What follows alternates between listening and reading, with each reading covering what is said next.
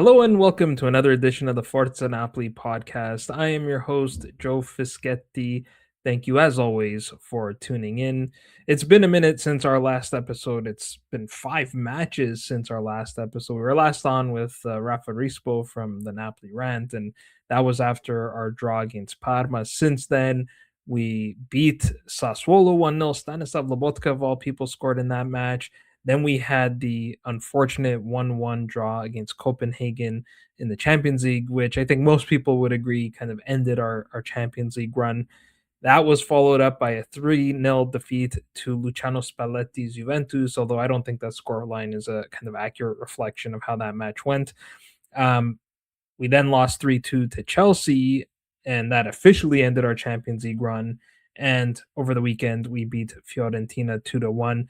We're not going to go into great detail on today's episode over any of those individual matches or performances, but there are some kind of big talking points that we are going to review on the pod. And I am joined by a guest to help me out with that, Vincenzo Bertillo. Welcome back. Always glad to be on, Joe. I'm glad we get the chance to catch up and talk about this whole last kind of roller coaster period. And I'll just say, for those of you on YouTube, I apologize. I'm recording this off of my phone. I messed up and forgot my laptop in a truck that is no longer here with me. So sorry about that. But you audio listeners should be happy that you're not seeing me anyway. So it's okay. All good. We were laughing before we hit record because I told Vincenzo might have to project his voice a little bit. It's the first time ever in his life that someone's asked him to speak louder. How's the level so far, Joe? Do I got to? So far, so good. No, okay, no, you're good. Just give me the sign. You're gonna get complaints that people are deaf after this. Anyway, no, all good. I want to start with our Champions League exit because this was something Rafa and I had talked about last episode, and this was when we were still very much alive. A victory over Copenhagen most likely would have secured our position in the playoff round, and Rafa, who is ever the optimist, made a pretty big statement for him, which was that maybe it would be better if Napoli exited the Champions League, just especially given the injury crisis that we still have ongoing, and we might be just coming out of it. We'll get to the injuries in a minute, but I wanted to get your thoughts on that as well. Do you think, given everything, obviously in the ideal world, we'd still be alive in all competitions and hanging on to whatever glimmer of hope we have of winning a Champions League, or at the very least, it's a very lucrative competition. We'll talk about again the zero balance budget and the transfer market, but given the circumstances, especially the injury crisis, do you think maybe it actually was a good thing that we've exited the Champions League? yeah, I mean, you have to look at everything within the context, right? So, like at the start of the season, building on the squad we had last year, we added so many pieces like De Bruyne and others. We had a decent amount of depth, and we really looked like we had the squad now where, in an ideal situation, we could challenge on a couple of fronts. And I still feel that way. Had we had most of that squad healthy, even taking into account that a couple of signings didn't work out. Had we not had this kind of injury crisis that we've been dealing with for the past almost all season, then even that could have kind of counterbalanced. But given the fact that these last few games that you just mentioned, I mean, I'm trying to think.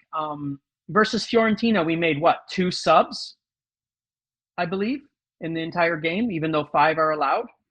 Yeah, I don't know. It might have even been. I think maybe 3 because Oliveira came on when Dilo got injured. But other than that, there were 2 subs. I believe against Juventus, there were only 2 subs.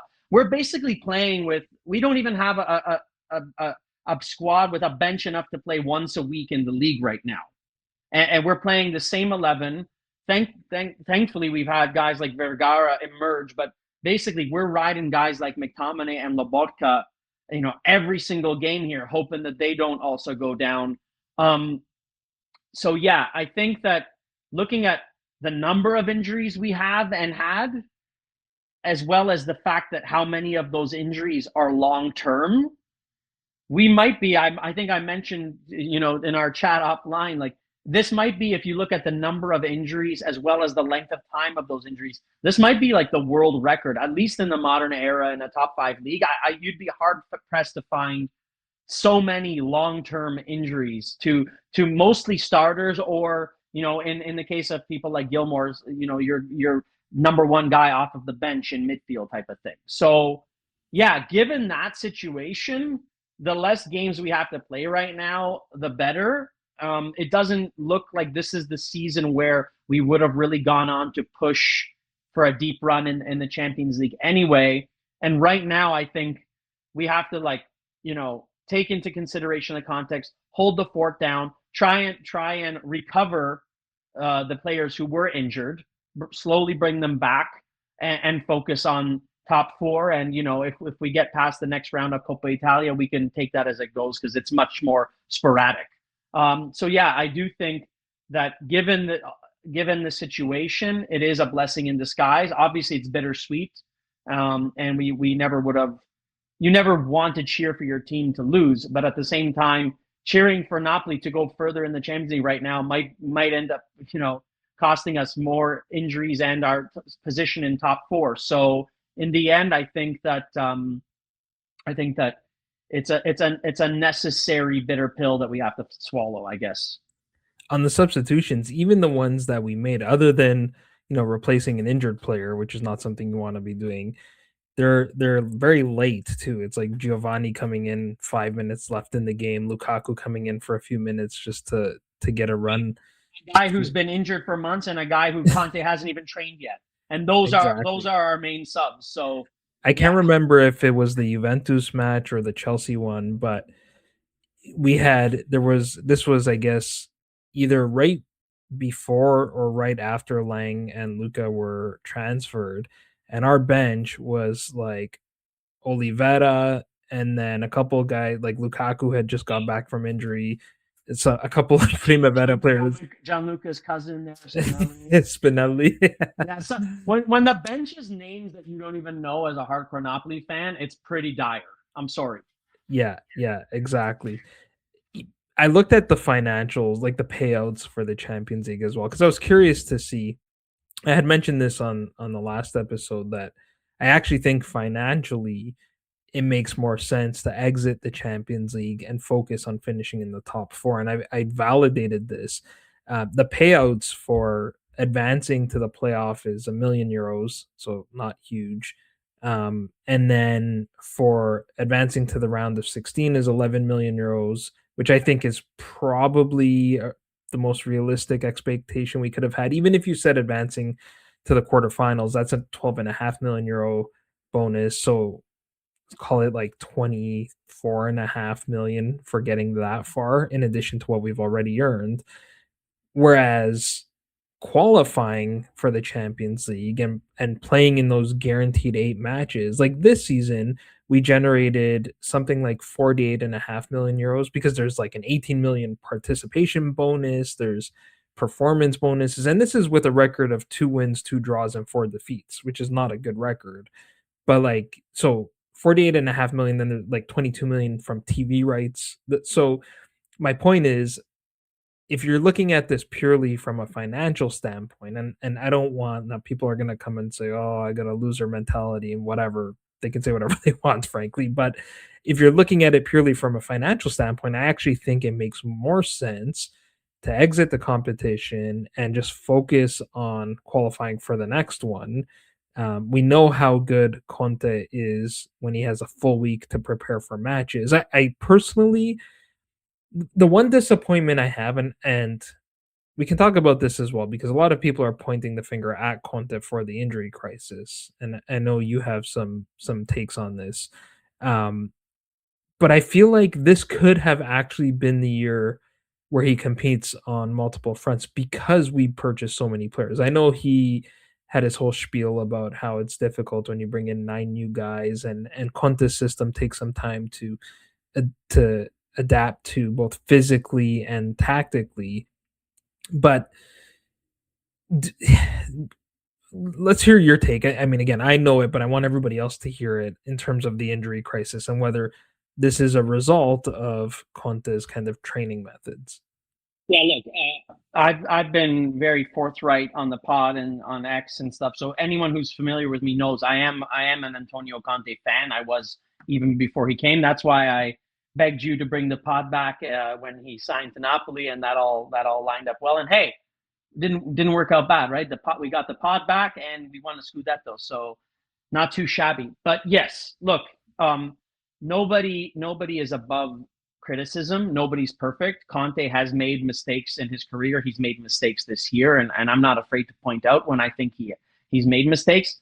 But all you have to do is study his entire career and realize that this type of injury crisis to this many players at this length of time has never happened to Conte before.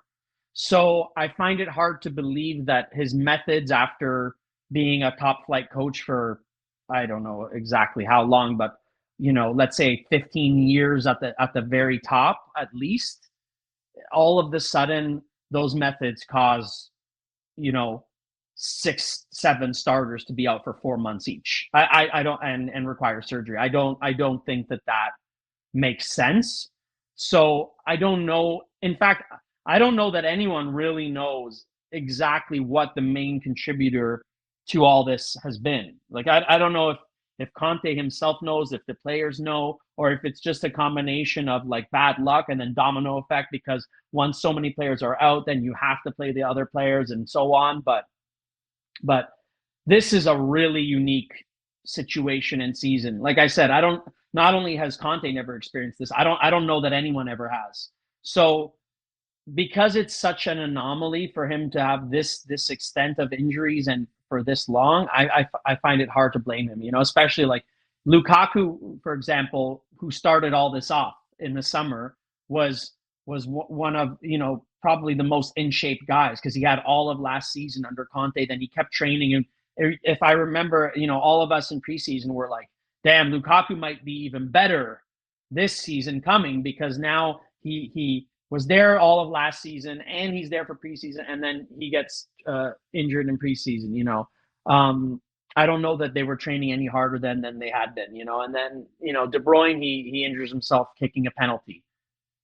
So I don't know. Was that because he'd started a few games before then? I mean, it wasn't like he was playing every 3 days, full 90 for weeks and weeks and weeks, and then that happened. So I think it's just mostly bad luck. It could be an issue with I know we lost Tiberio Ancora, who was like I don't know the name of his position exactly, but he was some sort of physical training guy. I don't know what it is, but I think to blame Conte, we have to keep this in mind. Like Conte himself was a player for many, many years. He's been doing this a while. I don't think that he wanted to be without Lukaku this whole season, to lose Rrahmani twice, to lose De Bruyne. I don't think he wanted this to happen. So I don't think he would have engineered a season in which he's butchering his players to such an extent that so many of them literally are out for like a quarter or half of the season. I mean, it just doesn't make sense that anyone at his level would do anything like that, in my opinion.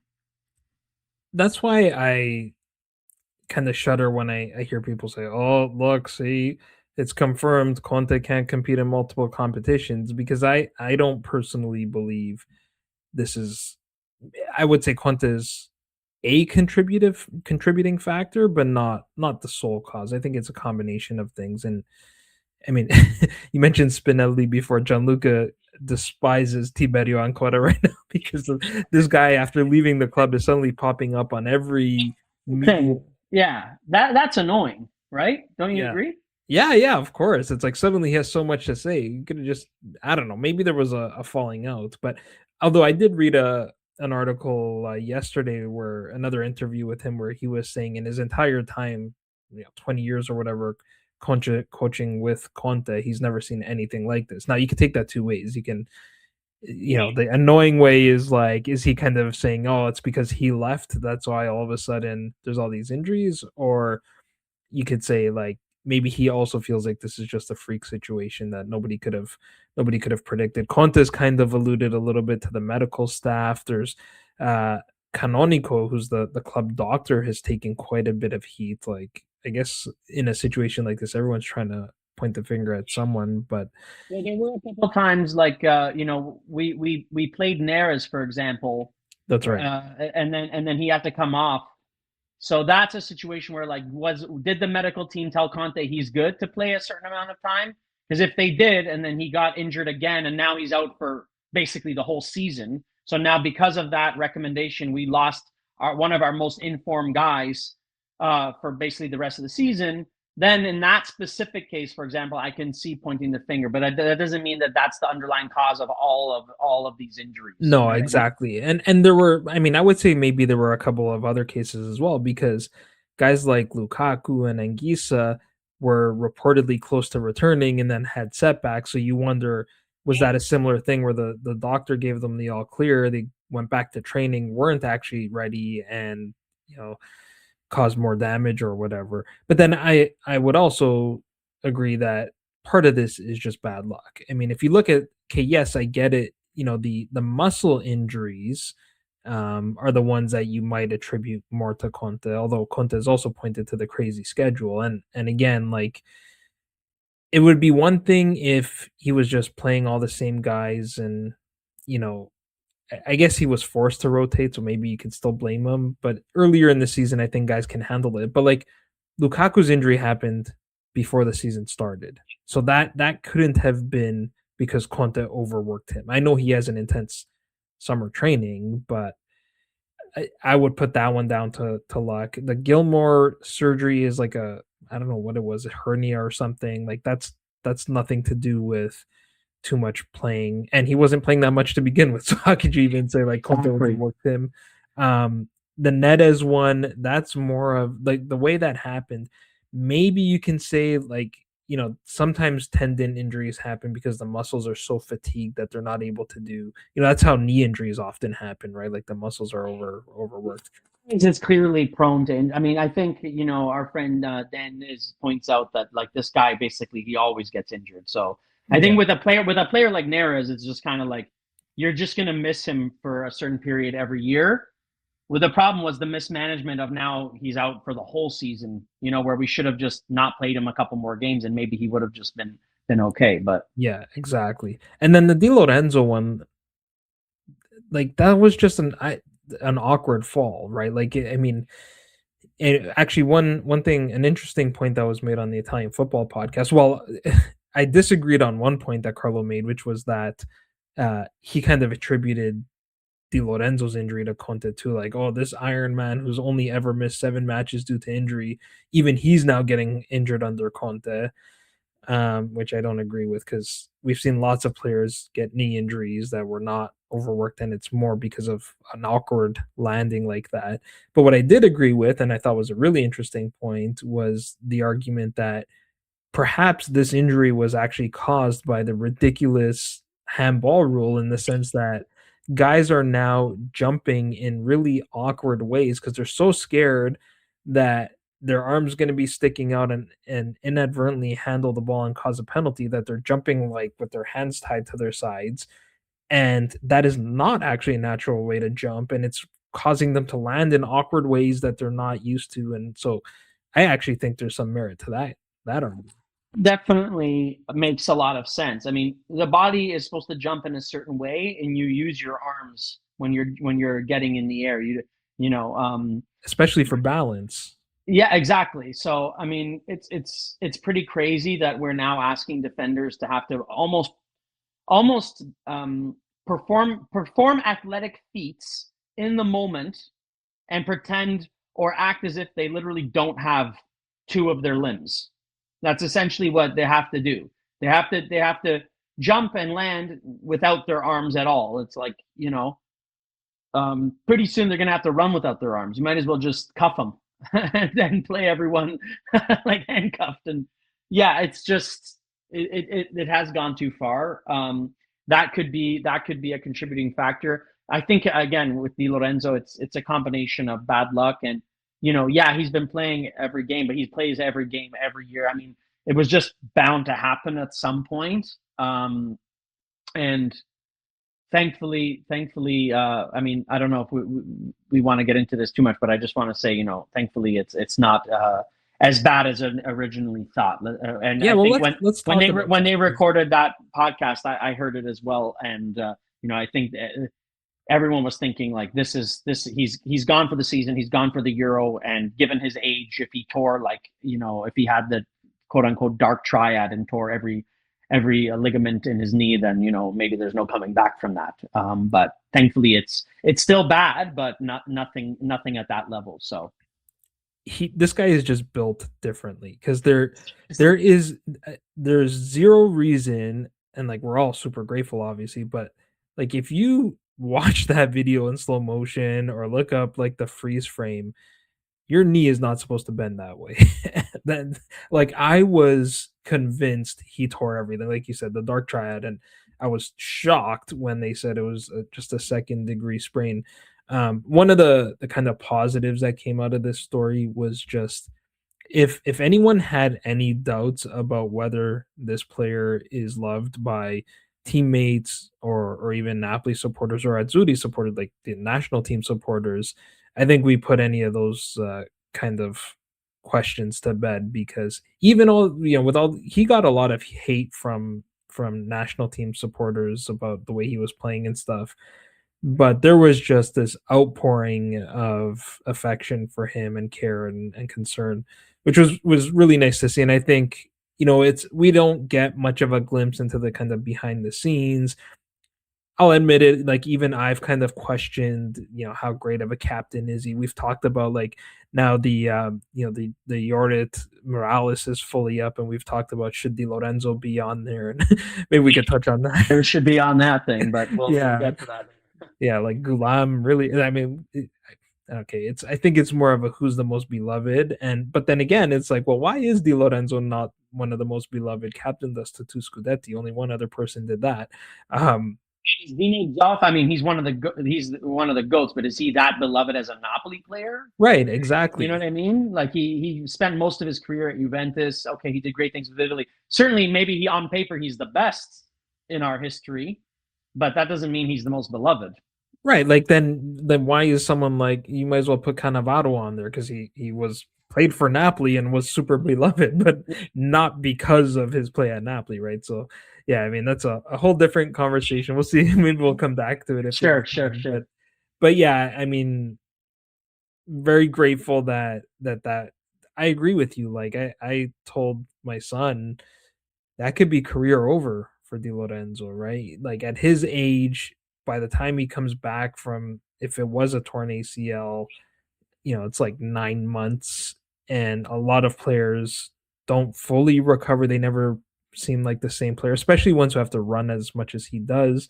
Often they end up tearing the other knee because of like an imbalance of Yeah, musculature. like effect. Yeah. So super super grateful for that. I suppose a positive on the injury front is now we do have a whole bunch of guys ready to come back. I mean, as much hate as Meret gets. Oh, do we? Well, we'll see. I don't know unless it's another canonical I, situation. this is like I have PTSD from this season with injuries, man. Oh my I God, know. I know. it's just insane, just insane.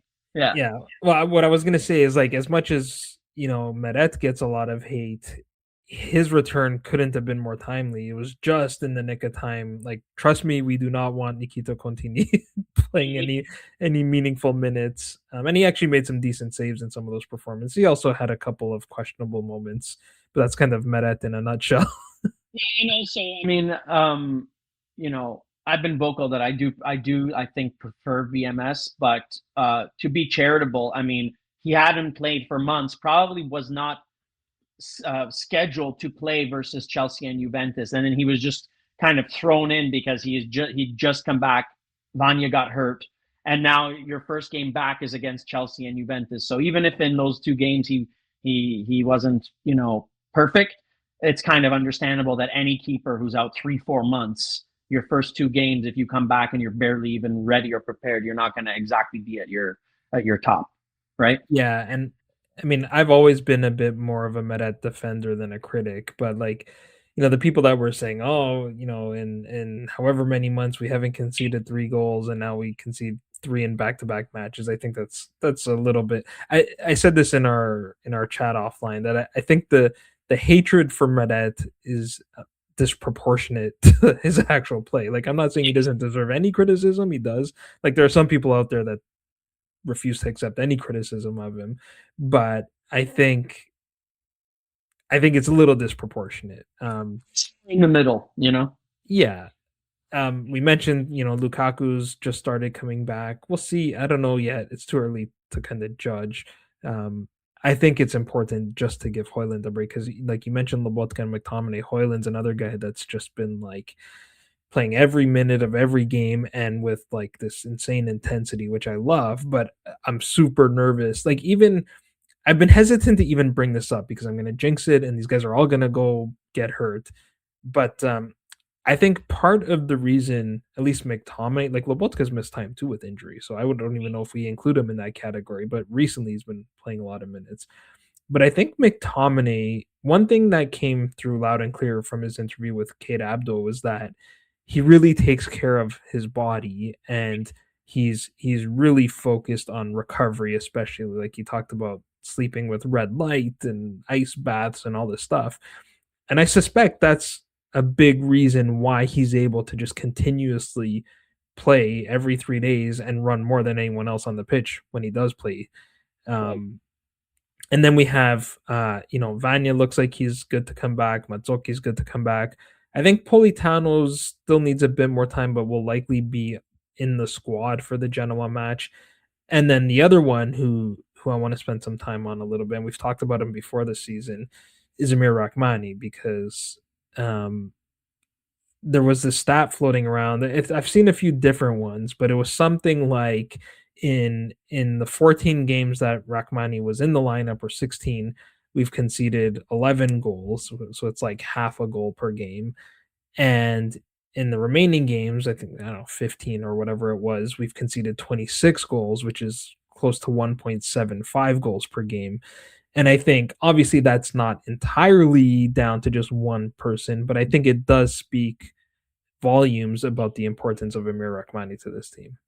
It's clear that he's our number one center back right now. And since last year, I think that became very clear. He played every minute of every game last year, and we had the best defense in Europe. And he was the most consistent part of that defense because Buongiorno was actually really good last year, but he was gone for much of it. And then Juan Jesus was good as a partner, but again, he split time. And then we had Oliveira at times playing as a CB. Basically, everyone kind of changed except for. Sorry about that. Everyone kind of changed except for Rrahmani, and I think that anyone who questioned him before last season, there shouldn't be any more questions left after last season because it's very clear that he was the pillar, and he very much continued on from that this year until he got injured, and then he came back. And then he got injured again. So the only unfortunate thing is that last year he was able to be consistent and not be injured, and this year he's suffered the injuries. But hopefully, when he comes back, we can get back to being as solid as possible. Because I think that if we don't leak goals at the back and we get our attack continue to click with adding in these new players who we'll talk about later, we can still finish the season stronger than we have been. And, I can't say that we'll win the league or anything like that at 9 points back, but we can at least consolidate and build from here. And hopefully this myriad of injuries that we've been having kind of slows down or stops once we recover these guys. And it just doesn't continue because for me, we gotta the bleeding needs to stop, which is also why I think it's a blessing to be out of the Champions League because it's just not the right context to go far in multiple comps. Yeah, and I think we've especially missed him because Buongiorno's had an off season. I said this before. I personally think he's still a great player, and defenders have confidence too. up until the Fiorentina match, it seemed like he had kind of turned it around, and it was a kind of subtle little tweak that Conte made that I was attributing it to, and that was moving Juan Jesus into the center of the back three and putting Buongiorno on the left. And he was playing really well. He had the clearance. I think it was in the Juve match, goal line clearance. Yeah. Yeah, and I remember I can't remember who I was telling, but it might have been in our chat because that's mostly where I talk about Napoli. But you know, it's with strikers, it's a lot easier to fix confidence. Well, to a degree. What I mean is like So all it yeah, takes is a goal, even if it's a lucky deflection, whatever. Suddenly, they're confident again. Whereas with a defender, you don't have as many like first of all, they don't score much, but there's not as many big moments on the defensive side. Like good defenders are just kind of solid and consistent. And so when he had that clearance off the line, I was like, well, maybe that was his goal to restore his confidence. And he seemed like he was playing well. And then he got beat by was it Piccoli, I guess, on Fiorentina. Um, which is fine. I do wonder also. I think he just got beat for pace and maybe didn't take the proper line in tracking back. He's probably also thinking like, don't commit another penalty, don't commit another foul in the area. I Um, I do agree that overall, since the Juve game, he seems to have been maybe not back to his best, but better than the earlier part of the season, where I mean, he was just every single time he played, it was a liability. And I'm a big Buongiorno fan and believer, but this season, like you're saying, it's just been really rough. Yeah. yeah, the other thing that's interesting is that Bokuma has not played a whole lot. Like we elected to use Di Lorenzo as the right sided center back, which again I'm not opposed to given he's not as quick as he used to be. Di Lorenzo, that is, he played in that position under Spalletti for the national team. Bokuma is still in his first season. Some guys need a bit of time to really um, play the way Conte wants them to play. So hopefully his lack of playing time doesn't affect him and his mentality and his confidence. But one, I guess, the big kind of positive that came out of all these injuries is the play of Antonio Vergara. And I call it a positive out of the injuries because I think we all kind of agree that the chances of him even playing were pretty slim. He did get a couple of appearances off the bench here and there earlier in the season. So did Ambrosino. But Conte was essentially forced to start him, including in the Champions League, and he's really taken that opportunity. Absolutely. And I mean, and when you're a young player, you got to take the opportunity, right? Because you know, when you look at like players who were young players for Napoli in the past who didn't work out or who left, even if they like, if you look at like Zanoli, Gaetano, I don't know, Luperto, uh, any of these guys, most of these guys, they're playing for lower table clubs, and they're fine players. But we haven't really let a guy go who's then gone on to be like, oh damn, that guy would be a starter for us. He would walk right into our team, right? Maybe the best one who we let go was Caprile, and he's still playing for a smaller team, but he's doing well. But like, we're not dying to have him over Vanya, or you know what I mean. So it's like, but Vergara is different. And yeah, we kept him around for a reason. Obviously, we saw the quality. But you're right. Obviously, at the start of the season, we were playing that four-man midfield formation, and basically De Bruyne was your kind of creative guy.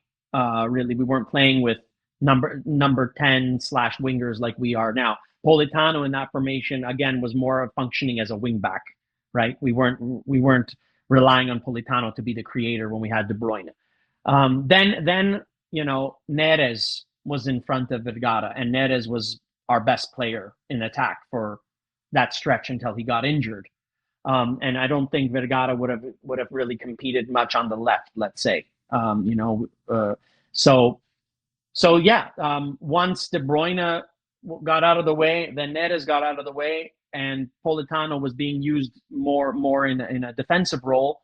Vergara had the time to shine, and he did that. And that's the thing, is like, the first game that he started after the Neres injury, I forget which one it was, but I remember seeing it, and he's gone on and improved since then and scored the big goals, which we'll talk about. But right away, just in terms of effort, grinta, taking on his man, bravery, but not, stupidly brave where you're just giving away the ball every 2 seconds. So he just had the right attitude and mentality where after 20 minutes of watching the guy, I already thought he was better than like a player like Lang, for example. And I knew that Conte, being a fan of Conte and following his career, I knew that Conte's the type of guy, if he gives you a chance, he wants you to prove to him, right? I'm giving you the opportunity to start. Show me that you belong. And when players let him down, sometimes he holds that against them. But if players step up, then he's like, okay, I gave you the opportunity and you took it. Now I'm gonna believe in you more because you're showing. I'm giving you the opportunity and you're giving me something back, which Conte said. He said in a quote recently, he's like, we told Vergara that we were going to help him, but we also said, but he has to help us, and he has been. So yes, people can criticize. Oh, he's a player; he wouldn't have played much. Well, it's hard. You're competing with Neres, you're competing with De Bruyne. You're 23. You've only played in Serie B. We're at a top club. So if you want to be guaranteed starting minutes, you got to be at Cagliari or you got to be at Sassuolo, right? But if you want to compete to play with starters on a team that just won the Scudetto, who's expected to win every single game, it is harder to break through at that level. But sometimes things are like, I believe, just like destiny. And obviously, it's really bad that what's happened. But one of the things I think that kind of just is lifting all of us right now is seeing Vergara, a Napolitan guy who came through the youth team, do what he's doing. It's almost, kind of like, every cloud has a silver lining amongst this injury crisis that we can all cry about. Having Vergara, have this moment and emerge the way he has been one of the best stories for Napoli. And even if you want to look at it from a young Italian playing at the top level kind of standpoint as well for the national team or whatever, that's another guy who, I think Italy desperately lacks a creative attacking force, and who knows, he could also break into that team as well. It's not as if the competition is that stiff. So I think the Vergara story is great. Everyone who's criticizing Conte, saying he wouldn't have played him, I get that. I get that point, but at the same time, it's like, if you had De Bruyne healthy and Neres healthy playing the way he was, would you have taken the chance on Vergara too?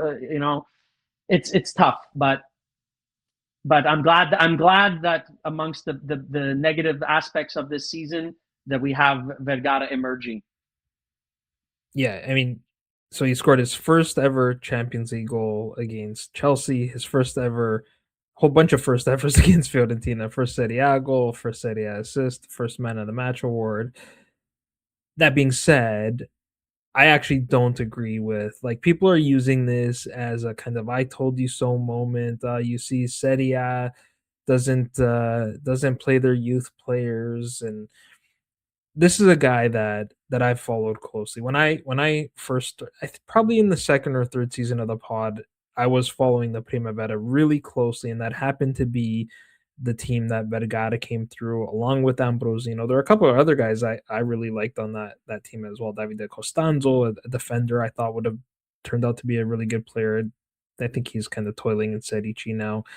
Same thing with Giuseppe D'Agostino, but Ambrosino and Vergara were the two starlets of that team.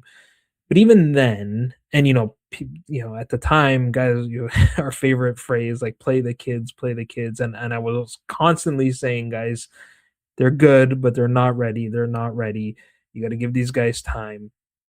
And I think, not to just keep giving Conte all the credit, but I think a lot of Vergara's success is because of Conte as well. I think, one, he looks physically, it's like he became a man under Conte. He also seemed to have, he must have had a growth spurt in the last year or two, maybe last year when I didn't see him much in Serie B, but he looks like an adult now. And it's a weird thing because like I like to even though I'm contradicting myself a little bit, I like to let people know that he's actually a month older than Rasmus Højlund, and it's kind of like mind blowing. Like, what do you mean? He's a baby, and Højlund's like a seasoned vet. Has been played at Atalanta, played at United, massive club. Been around, seems like he's been around forever. But their players develop at different paces. I Maybe think that's partly on Højlund is the exception. exactly. Yeah. Højlund to be scoring almost 9-10 goals at 19 for a team like Atalanta. That's rare. That's Mhm. not something usual. That's why I think Højlund has a massive ceiling. I think that this is Absolutely. a guy who could become world class. You know what I mean? And that's not to say Vergara can't, but like you're saying, everyone's prime is different. Some guys mature. We all went to high school and we saw guys in high school who had, they were 16 and they looked like they were 35. Yeah, You know what I mean? mustache and all and you know, yeah, yeah. and sometimes they end earlier. Like Wayne Rooney at 16 was world class, 16 years old, but by the time he was 30, he looked like he was 40. Because I think everyone maybe only has a 10-year stretch where they're at the top. It's just, is it going to be 24 to 34? Or is it going to be 19 to 29?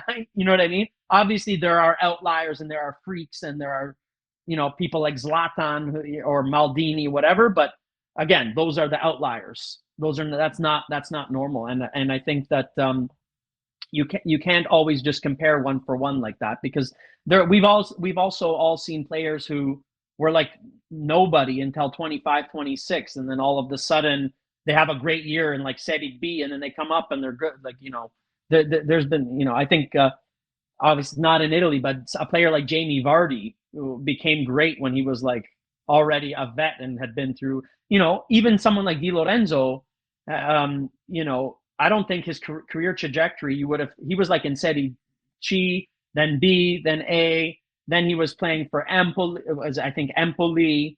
I don't think if you looked at his trajectory and the age he was when we signed him, which was maybe what, like 25, 26 or something, you would have thought, okay, is he going to really be that good? But then he ended up being great. So all these players, all their journeys are different. Sometimes 23 is really young, and other times 23 is like someone's prime already.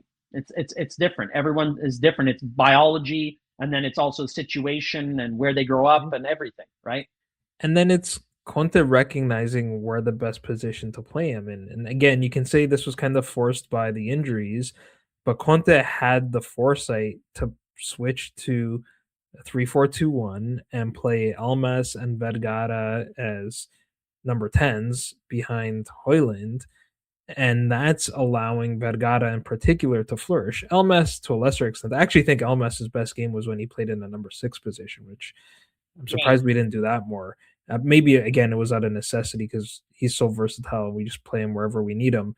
But I think playing in that kind of free roaming number 10 role, it's like Conte has talked about how the game is always evolving, and as a coach you always need to evolve. And this has given me just a glimmer of hope that maybe I like to tell myself Conte's resurrecting the number 10 position because it was a dying position. And now, like, Vergara's thriving in it. And, like, you look at the goals he's scoring, these are not, this was something that Carlo mentioned on the Italian football podcast as well, that, football has become such a, like, robotic, predictable game that like you get this nice feeling when you see a goal like the one he scored. Both of these goals, like the Chelsea goal where he does the spin in the area and tucks the ball inside the side netting, the goal against Fiorentina where he just takes this intentionally kind of heavy touch and just runs past everybody and then finishes. Like, these are not your modern football goals that are like pass, pass, pass, pass, pass, pass, cross, header, goal, and there's something really nice about that. It's just, I guess, because it's different again. But I'd like to tell myself that Conte is quietly resurrecting the number 10 position here. And Joe, that's a funny thing too, because a lot of people, like even Cesc Fabregas in an interview, accused Conte's tactics as being robotic, because he likes to tell players, where to be and what to do and where you should be expected to pass and do things in certain positions. At the same time, like Napoli, we played with Neres as a very creative guy who's unpredictable. We're using Vergara like that. We're playing with wing backs like Spinazzola, who Carlo has also mentioned in the past, is there's very few fullbacks or wingbacks who can dribble and take on their man and be as creative as Spinazzola. Even converting, even using Politano as a wingback. Okay, it's not super creative, but it's using a guy who was more a winger as a wingback. Now playing Gutierrez on the other side, he scored that goal. So I think that also shows that Conte, yes, he has his structure, and he's always going to have a structure, and he's going to plan things out, and he's going to tell his players instruction of what to do and where to be. But he also allows for the players who have that freedom and who have that creative gene, let's say, the players who are more artists rather than hardworking athletes, to express themselves. But I think in the modern day, in order for like these artistic type players to express themselves, it has to be, they also still have to work hard. They have to be physically fit. They have to be strong, and they have to have a structure around them, kind of a platform around them that allows them to express themselves. You know what I mean? And that's what I think that, it's about striking the balance. Whereas you had a guy like Lang who just looked like he wasn't following anything, and he would do things, and sometimes it would look good and sometimes it would look terrible. And it didn't look like he looked like an artist who wanted to be on his own and not be a part of the tapestry of the whole. Whereas Vergara is humble enough to be like, yeah, I have this creative ability. I can take on my man, but I also want to contribute and do, work as a part of the squad as a whole. So I think that's a factor that we have to take into account. And that's why, like, I mean, fans will be fans. You're never gonna have perfect alignment amongst fan bases. That's what makes it fun to be a fan. Um, but like we started seeing hashtag Conte out and this and that, like when we got knocked out of the Champions League, and like meanwhile I'm sitting there watching Gutierrez score his first goal in Serie A, playing as a right fullback for the first time in his career, right? You know, We had also a lot of Conte outs earlier in the season, when there was that period where, remember, he went to Torino for a week, and we had a yes, little bit of a the rough stretch, November international break. right?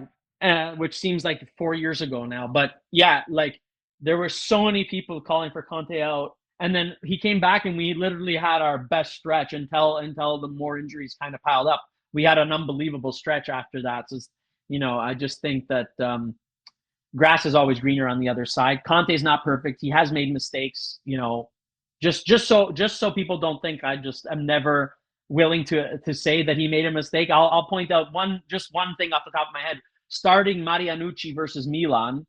Okay, I know that was going a while back, but playing him for his first game against Milan, when we had Bukama on the bench and we could have played Dilo back there, I think that was a mistake, and that cost us that game. Pretty much. So, he can make mistakes. He's human. We're all human. Nobody's perfect. Conte's not perfect. Neither is Pep or Alex Ferguson or Lippi or whoever. But, we were just facing Chelsea. And it just, it was just funny looking back, like, wow, Chelsea haven't won the league since Conte was there 10 years ago. So those of you who are saying, and you could say, okay, well, they did win the Champions League shortly after, sure. With Tuchel, who was good for them for half of a season that he took over and then didn't work out. But like, they haven't won the league in 10 years. And the last time they won was with Conte. So everyone who's eager for Conte to move on, and so we could hire whoever, not to say that there aren't other good coaches out there, and there will come a time where we need that, but just be careful. That's all I'll say. Yeah. But what you wish for, Yeah, no, exactly. I think for me it's a no-brainer.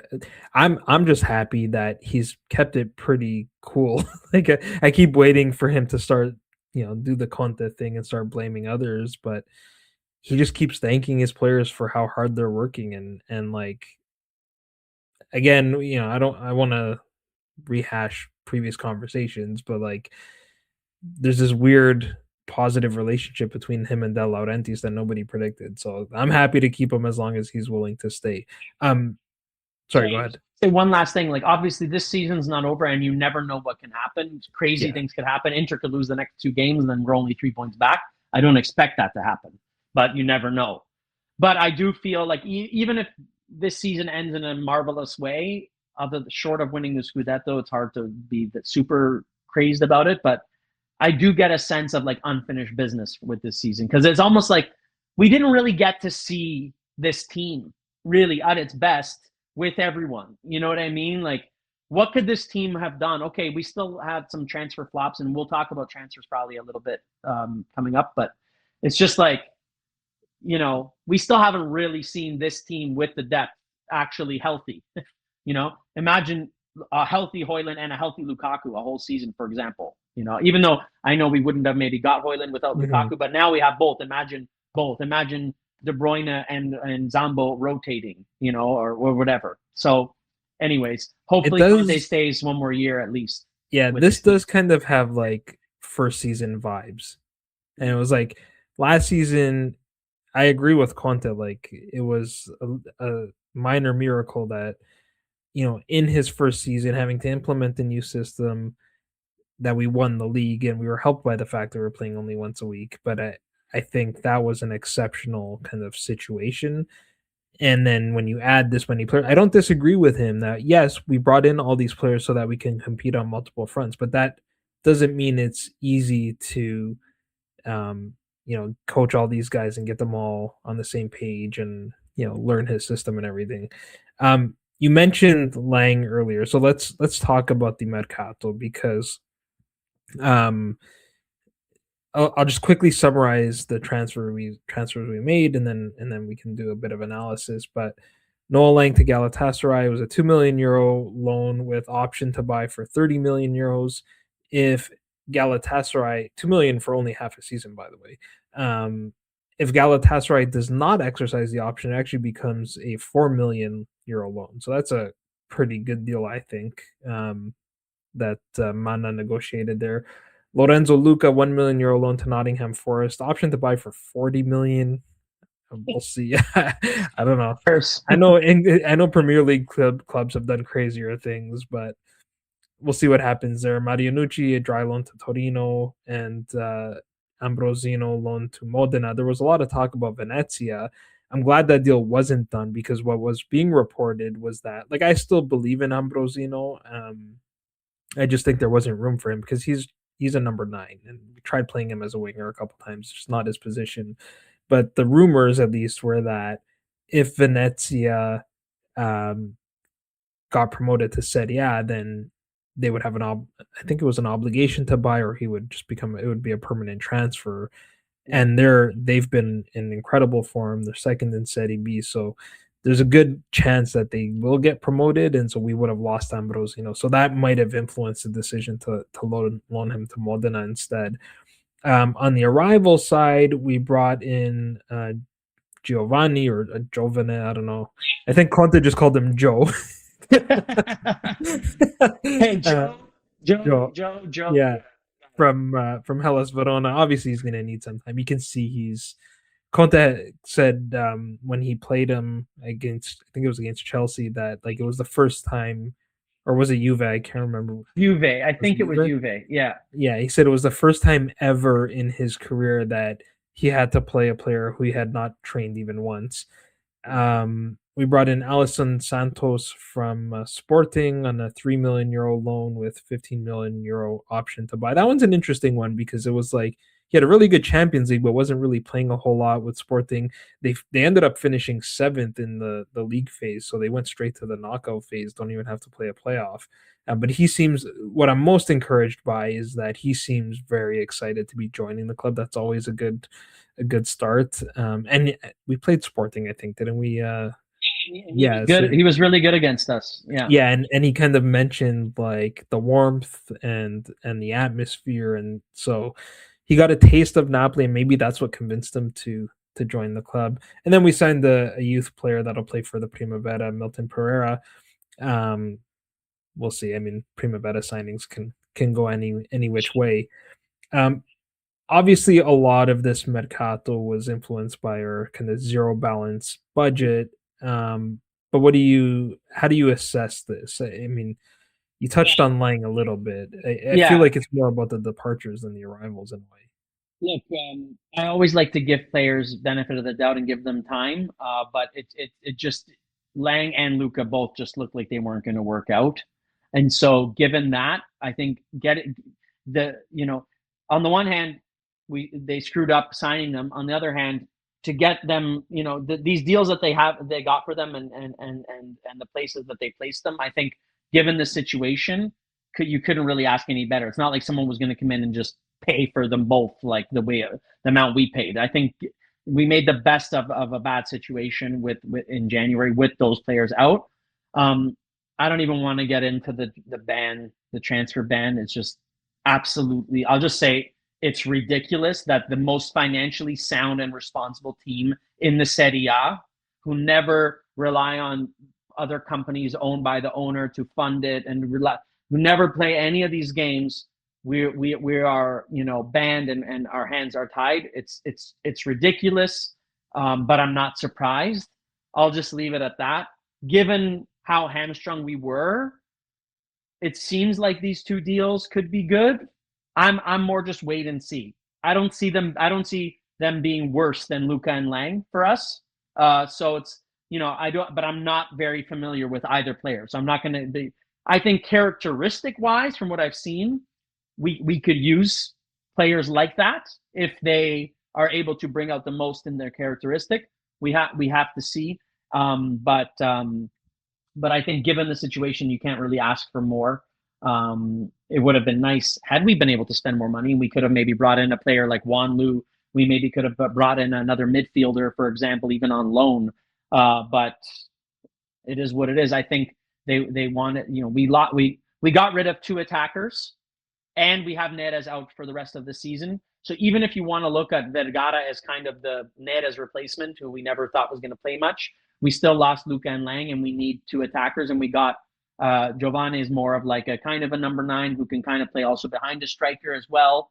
And then Allison seems like a proper left winger or a left-sided number 10. So hopefully we can use these guys, put them in the rotation. We're playing less games now. There won't be pressure on them, and we can kind of work them in slowly. Let's wait and see. They can't be any worse than Luca and Lang, even primarily also from an attitude point of view. And, I was joking offline, but it was like, so these transfers didn't work out. We had, Lang and we had Lindstrom, a couple years ago, whatever. So I think now it was just like, just sign Brazilians. That was the mandate for January. Well, So it's crazy how much our kind of transfer strategy evolved largely because of the injury situation. But like heading into the mercato, we were thinking we need two midfielders because every midfielder was getting hurt. By the end of it, we didn't end up signing any, but things changed. We got knocked out of the Champions League, so we can rely a bit, feel more comfortable playing McTominay and Lobotka pretty much every game because they're only playing once a week anyways. Um, we got rid of a striker because Lukaku came back, and we have Højlund playing really well. Plus, we have other guys that can probably step into that role as false nines or whatever if we needed to. Um, we we kind of replaced one Brazilian with two, but I don't even think that's entirely coincidental. I think like we lost our most creative player. We needed to inject some creativity, and Brazilians are creative players. It's just the way they play, right? So also, I was thinking if Allison in particular, who's more of a left-sided attacker, if he works out, then Elmas can also be midfield depth and maybe play for one of Lobotka or McTominay from time to time, or a sub for them, right? absolutely, Whereas absolutely. now we can't. We need him in that role right now. So by adding someone else who could maybe play in that position, Elmas can also be midfield depth. So I think they also looked at that, and also I'm hoping, fingers crossed, that they're also taking into account maybe they feel Zambo is almost ready to come back, which also might have been why they prioritized that. I'm hoping, because I think that would be the biggest game changer of all right now. Yeah, I mean, who knows with back injuries? Even De Bruyne, they're saying, is supposed to start training again in February. So All the reports were De Bruyne was going to be back in Napoli middle of January and start training.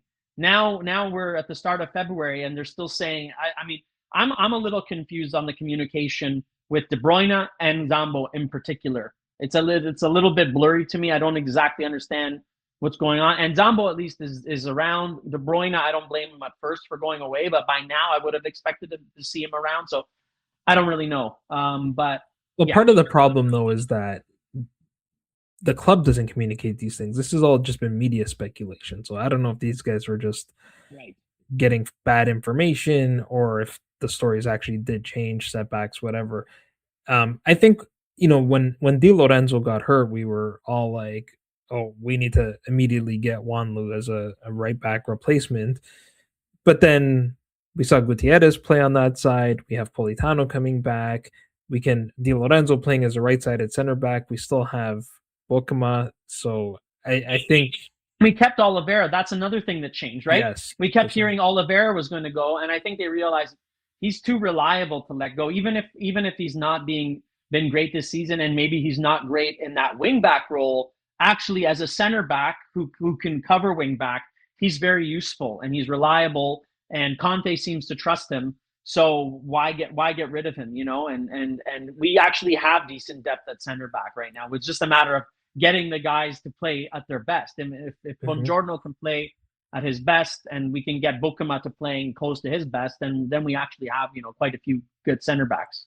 And I think we often in January underestimate or forget like how long it takes to get these guys up to speed. If you just think back to the start of this season, a lot of Conte rarely plays new guys until like 10 games into the season when he knows okay they've nailed the system and everything. So you can't expect that we're going to bring a guy in. Like again, it's unprecedented that Giovanni played without any training sessions. That is not something Conte would want to do. Desperation, Yeah, pure exactly. desperation.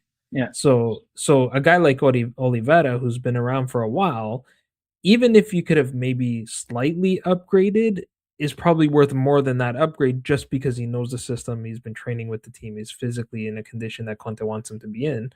And actually, I thought he had a great game against Chelsea. So I think it was Chelsea that. I think that, especially given the fact that we have players like Politano playing wing back, we have Spinazzola, even Gutierrez. I think that really, considering we want our wing backs to be more attacking and add something in the final third, I honestly think Oliveira's best position is in the back three. I think he's really good in the back three. He plays as a center back for Uruguay.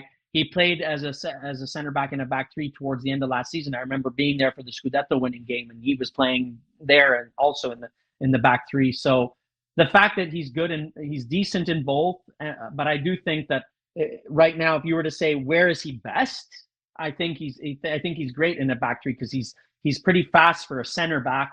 He's physically agile.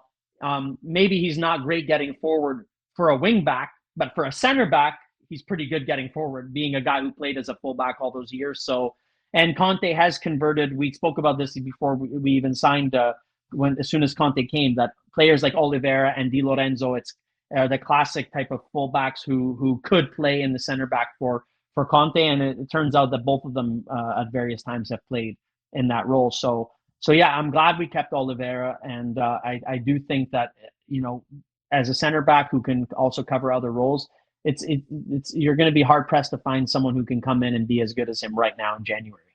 You know, Agreed. Yeah. Okay. Last thing I was going to ask you this earlier, but I think it's a good way to close the pod. Just going back to we were knocked out of the Champions League. We're 9 points back of Inter. As you said, we're not. I wouldn't say we're out of it yet, but we're going to need some help. We needing to drop some points. They're in incredible form. We won the Supercoppa. How would you define a successful season for Napoli? Do we need to win the Coppa Italia? Is top four good enough? well, again, you have to take into consideration the context. Normally, I wouldn't say any of these things, but again, given the world record, what I believe to be a world record number of injuries and the length of the injuries, both. It's not like we just had guys out 2 weeks. Gilmore most of the season gone. De Bruyne most of the season gone. Neres most of the season gone. Rrahmani and Lobotka off and on. It's just crazy. So given all of that, I do think that top four is a decent season. Top four in Supercopa for me is enough. Would I like more? Sure. Add a Coppa Italia on top, then that's 2 trophies and top four. That's like pretty much best case scenario right now, barring a miracle, which is like Inter really pooping the bed, which could happen. But again, both things go hand in hand, meaning securing that top 4 spot means being consistent now in the league and recovering our best players. That means that we're A, locking down the top 4 spot, and B, positioning ourselves that if a miracle does happen and Inter starts, dropping points back to back, then we're there. So that by locking that down and getting as high as we can in the league kills 2 birds with 1 stone. It secures us from dropping further and allows us to be no further behind than we are now, so that if the teams ahead of us start losing points, then we can say, okay, well now we're only 5 points back. Anything can happen. Sure, I don't expect that to happen. I do think it will be closer than 9 points at the end. I don't think we're going to finish 9 points back, but given the situation, finishing in top 4 with the caveat ahead of Juventus. Okay, so finishing in the top 4 ahead of Juventus, we won the Supercopa, and if we finish the season playing in such a way that makes us feel like, oh wow, if we were like this all season, we could have won the Scudetto, then that is enough. If we can add a Coppa Italia on top of that, that's even better. But I don't think that that's a requirement, because again, right now it's like the Como game is still sandwiched between these games where we have to prioritize the league right now. But if we get past Como and then we recover guys, then at that point, then I might say, okay, now I do expect us to make a deeper run in the Coppa Italia. So again, it's all situational, right? If we had all of our players and we were 9 points back, I'd be saying this was an abject failure of a season. So I think we have to be objective and try and use logic and look at the situation and then base our expectations on the situation. And for me, top 4 ahead of Juventus, I can go to sleep at night and live with that. You can't win the Scudetto every year. Yeah, I think that's reasonable. I mean, the timing of the Como match is unfortunate because for Genoa, I think we're still going to be fielding pretty much the same squad that we have been. We'll have more guys in the squad, but typically you don't just throw them straight into the starting 11. You give them, a few minutes off the bench first. But then after Como, we have Roma, which is a really important match for that top 4 battle. I do think, just a quick caveat on the deficit behind Inter, that is partly because of the schedule as well, where Inter have a stretch of games right now. We're going through a stretch of games where they're playing against all the bottom teams, and to their credit, like, they're beating every single one of them. And as much as I dislike Kivu, because I think he's far too smug for a coach who hasn't really accomplished much yet. That's not to say he's not a good coach, but I'm not, I don't know. He's rubbing me the wrong way as a young coach. I've never thought I would be such a big Allegri fan, but right now I'm enjoying the success of the old guys. Conte, Allegri, Spalletti, even though I don't like seeing him turning Juve into a good team again. But these young guys are a little bit too arrogant for me. Fabregas, with all these comments about like playing. Yeah. I agree. My hot take is that I actually think, taking Napoli out of it, I actually think Milan are the favorites to win the league, because they're not far behind Inter right now. They're not nearly as far behind as us. Yeah. And they're playing one game a week, and I think they still get to play Inter. They do, that's right. And right? Inter still have to play Juve as well. So I back Milan to win versus Inter, and then the deficit's low. I can really see a late season collapse by Inter. Maybe not enough that we can catch them, but I think if it's within a couple points, and it's down to Allegri versus Kivu, and Inter are still in the Champions League, and it's Allegri one game a week. I think it can almost be very similar to what Napoli did last season versus Inter, and Milan and Milan can win it.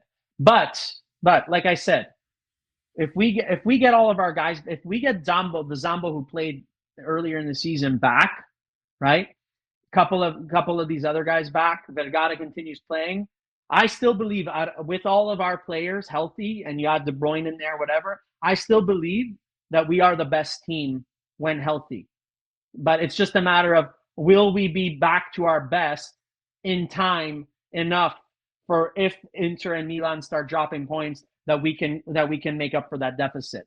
But that's why I think the best thing is focus on the league, take it game by game, just try and win every game in the league as possible. Worst case scenario, you finish top 4 by doing that. Best case scenario, you're right there. The teams ahead of you start dropping, and then if you can start to smell that you're not, that distance is shorter, then we can, if we were to have a pod in 2 months and we're only 5 points back and there's still 8 games left or whatever, then I could say you never know.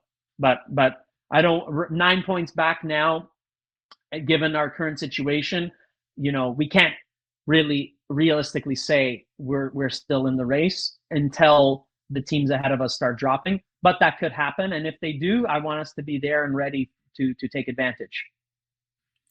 Yeah, I think it could come down to just how far Inter go in the Champions League as well, right? We'll see. I think everything seems to be firing for them right now. It doesn't take that much to kind of go off the rails, right? Like one of the criticisms of Inter is that Lautaro only seems to score against the smaller clubs, but they're stacked at striker. Pio Esposito is having a fantastic season. Ange Boni is having a great season. Thuram actually seems to be the quietest of all their strikers right now. Zielinski, I hate to see him like scoring these bangers, although I think his last one was like, keeper should have stopped it. Was it Audero who? I think Zielinski, to me, it's more of an indictment on Inzaghi. I mean, you had Zielinski last year. He's I hate to say it, but he's always been a great player in my opinion. Maybe he's maybe not McTominay level, although they're very different. McTominay had more of an impact for us, so we're not missing Zielinski as much. But Zielinski's always been quality, and I was shocked when he went to Inter that he was barely playing last season, especially given the fact that Mkhitaryan is old, Çalhanoğlu is not young. I really thought Inzaghi kind of made a mistake last year by not really rotating with Zielinski much. And good for Kivu for playing him. It is what it is. You hate to see it happen, but at the same time, I was more surprised that he didn't do well last year than I am surprised that he's doing well now. Yeah, I'm not. Obviously I don't want Inter doing well, but I've always liked Zielinski as a player, so good for him. He gave us quite a bit. He was part of our third Scudetto winning team. So, yeah, we'll see. We'll see how it goes. I agree with you that Milan could push it with the schedule, and we'll see if we can stay in the race once as Inter comes up against some tougher opposition, and then hopefully we finish in the top 4. But I think we'll wrap it up there, Vin. We've gone a bit over time, but it's been a while, so it's okay. And I certainly appreciate you taking the time to join me. I know you're very busy, so I really am. It's my pleasure. It's been a long time, and yeah, it's we're almost at an hour and 15 minutes, but we haven't had a pod in how many games? So this is actually we covered 5 games worth here, Joe. So come on, we're actually being pretty concise, Especially for a loud blabbermouth like me on the pod. You're lucky this wasn't a 4-hour Lawrence of Arabia type epic over here. So, and hopefully everyone still hears me. So yeah, no, we can still hear you. There might be a couple little IT glitches in there, but anyway, it's all good. Anyway, the kids are just gonna watch the TikTok clips anyways. So only the old guys who 10 seconds at a time. Anyway, if you want to get more of Vin's takes, you can find them on X at VinBNapoli. You can find me on X at Joe_Fischetti5, and you can find the podcast on all the usual social media platforms. Just look up Forza Napoli Pod. If you're listening and want to see the YouTube version, just search Forza Napoli podcast on YouTube. Be sure to like and subscribe while you are there. I hesitate to say when I'll be back because I always say, yeah, I should be back after this match or that match. And then like 3 weeks go by without in the blink of an eye. So hopefully I'm back soon. But until next time, I'm Joe Fischetti. Forza Napoli sempre.